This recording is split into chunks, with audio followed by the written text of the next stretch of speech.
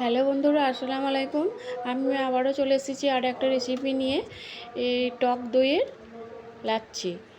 তো এই গরমে ঠান্ডা ঠান্ডা লাচ্ছি রেসিপি আপনাদের সামনে শেয়ার করছি। অবশ্যই আপনাদের এই রেসিপিটা ভালো লাগবে।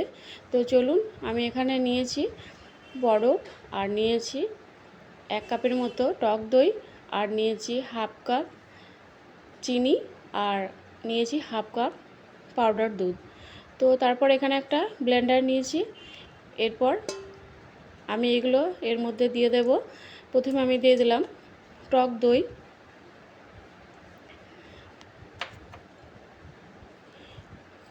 এরপর আমি দিয়ে দিলাম চিনি। অনেকে টক দই না দিয়ে মিষ্টি দই দিয়েও করেন, আমি আজকে টক দই দিয়ে বানালাম। এরপর আমি এখানে দিয়ে দেব হাফ কাপ পাউডার দুধ। এরপর আমি এখানে দিয়ে দেব বরফ। তো আমি এখানে বেশি করেই বরফের টুকরোগুলো নিয়েছি। আপনারা যদি না চান তাহলে এখানে ফ্রিজের পানিও দিতে পারেন। তো আমি এখানে বেশি করেই দিলাম। এরপর আমি এগুলোকে সব দিয়ে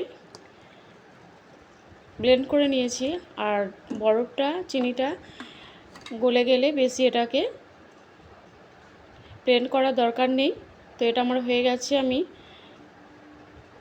ঠান্ডা পানি দিয়ে এটাকে পরিবেশন করছি, দেখুন। এরপর আমি গ্লাসের মধ্যে ঢেলে দিলাম।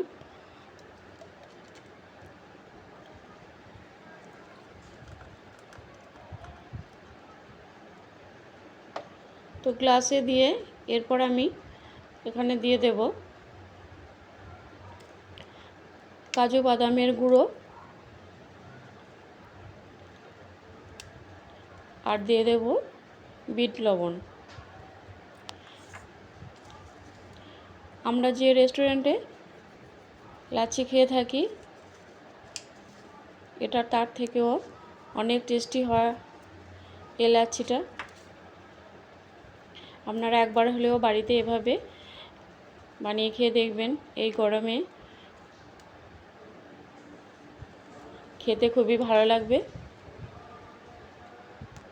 তো এই রেসিপিটা কেমন লেগেছে আপনারা অবশ্যই জানাবেন, আর একটা লাইক দেবেন।